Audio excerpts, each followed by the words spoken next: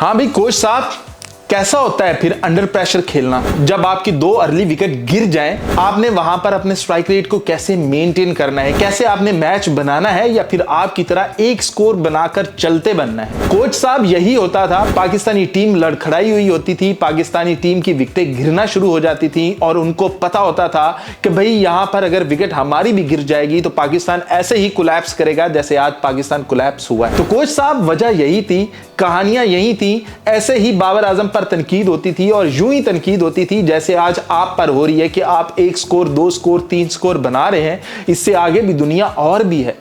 आपने last time 50 कब मारी है? आपने पाकिस्तान के अंदर बांग्लादेश के खिलाफ सेंचुरी मारकर वो रिकॉर्ड कायम कर दिया। उसके बाद आपका बैट ऐसे खामोश हुआ कि भाई बोलते ही नहीं है। अब लोग कह रहे हैं कि उसे 1 डाउन भेजा जाए। 1 डाउन पर तो फखर जमान बैठा हुआ है। आप बात कर रहे हैं कि फखर जमान को ड्रॉप कर दिया जाए, वहां पर इसे लेकर आया जाए। लेकिन वहां पर भी क्या शोर्टी है, वहां पर भी कितने को इसने स्कोर बना रखे हैं। 1 सेंचुरी है वहां पर और न्यूजीलैंड के खिलाफ भी 1 इनिंग है। इसके अलावा आप दिखा दो, टटोल के दिखा दो इसने कौन सी इनिंग्स बनाई हुई है। भाई अन्यवार टल्ले मारकर, इधर मारकर उधर मारकर, जब आपकी टेक्निक और स्किल लेवल ये है कि आप स्पिन के खिलाफ इवन के उसकी बॉल को टच नहीं कर पाते हैं, तो भैया आपको अपने गिरबान में झांकना और कम से कम अपने आप को इंप्रूव करना चाहिए। आपका बनता है अपने आप को इंप्रूव करना। ये लैक है आपके अंदर, आपको ये मानना चाहिए। आज का मैच अगर आप बना जाते, भैया मैं सल्यूट करके आपके ऊपर वीडियो बनाता और कहता क्या बैटर है मोहम्मद हारिस। बाबर आजम सीखो इससे, तुम इससे सीखो कैसे ये खेलता है। लेकिन अब मैं किस मुंह से बाबर आजम से कहूं कि भैया इससे सीखो? क्या सीखे वो? मतलब आपकी जगह ऊपर नीचे इतनी इफेक्टिव हो जाती है कि 10 ओवर आपके पास पड़े हुए हैं। अभी 10 ओवर अपनी विकेट को रोक के 2 ओवर के लिए 12 गेंदें खेल के उसके बाद आपको पता चल जाता है कि पिच के ऊपर खड़े होकर कैसे खेलना है। मतलब पाकिस्तान की पूरी टीम लगी गई है, जो बाकी के ओवर है वो खेलने किसने थे? अगर आप शुरू से अपनी विकेट को बचा के लाते, पावर प्ले के अंदर अपनी विकेट को पकड़ के रखते, जैसे अफगानिस्तान ने पार्टनरशिप बनाकर बाद में आपको धोया, वैसा अगर आप कर लेते तो ये मैच आपका था। लेकिन बंदा किनको समझाए, किनको कहे, क्योंकि उन्होंने सिर्फ कमेंट करके सिर्फ लाइक्स इकट्ठे करने होते हैं कि किसी तरह से लाइक्स इकट्ठे हो जाए और पता नहीं उसके बाद कौन सा उनको इनाम मिलता है, कौन सी ट्रॉफी मिलती है। भैया ये ट्रॉफी मुबारक हो आपको, आप गलत बंदे के ऊपर ये कमेंट्स कर रहे हो। मोहम्मद हारिस का सबसे बड़ा लैक उसका स्पिन बॉलिंग के खिलाफ खेलना है।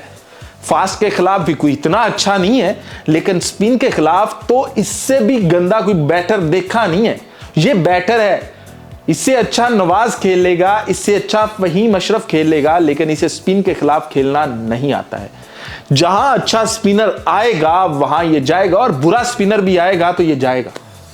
मतलब कहानी इतनी सी है कि इसके पास 2 शाटे हैं, एक मारना है बैट को घुमा के इधर, एक मारना है इधर, और बस कहानी खत्म। भैया हम कहते हैं हम तनकीद नहीं करते, आप अपने आप को ठीक कर लो। हमें पता है कि आपने पाकिस्तान का फ्यूचर है, आपने पाकिस्तानी टीम को लेकर जाना है, तो भैया आप अपने आप को ठीक कर लें। हम अब कहेंगे ही नहीं है कि बाबर आजम को लाओ, अब हम कहेंगे ही नहीं है कि भाई ये बाबर आजम पर तनकीद करता, हम कोई बात नहीं करेंगे। चेयरमैन पीसीबी ने भी कहा है ना कि हारिस के ऊपर हाथ औला रखा जाए। भाई नहीं करते हम तनकीद, लेकिन कम से कम कोई इनिंग तो खेल कर दिखाओ, कुछ तो करके दिखाओ जिससे हम पता चले कि भैया ये सीन हो गया। तो मोहम्मद हारिस के चाहने वालों से इतनी सी रिक्वेस्ट है, खुदारा या तो अपने प्लेयर से कहें कि स्पिन खेलना सीख ले, या फिर अपने प्लेयर से कहें कि उतनी देर रेस्ट ले ले। यहां पर कोई डिजर्विंग कैंडिडेट आ जाए, आपको यहां पर हसीबुल्ला आ जाए, आपका यहां पे ख्वाजा नाफे आ जाए, इस तरह का कोई बैटर आ जाए, इस तरह का कोई आपको कीपर मिल जाए जो इस तरह से खेल सके। आप मिडिल ऑर्डर बैट्समैन, आपने हसीबुल्ला को ऊपर नीचे शफल करके देखा था, उसने आपके लिए रन्स भी बनाए थे, उसने सब कुछ किया था।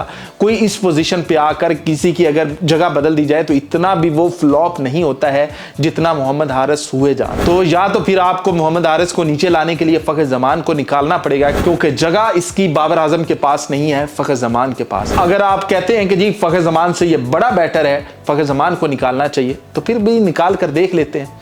आगे मैच पड़े हुए हैं यूएई के खिलाफ, करके देख लेते हैं क्या हो जाएगा। यूएई के खिलाफ इवन के स्कोर नहीं बनते हैं, तो ये क्या सोचने वाली बात या परेशानी वाली बात नहीं है कि यार हमने गलत बंदे को इतना सपोर्ट कर दिया है, उसको डिफेंड करने के लिए चेयरमैन पीसीबी को आना पड़ा। क्या कहते हैं आप लोग?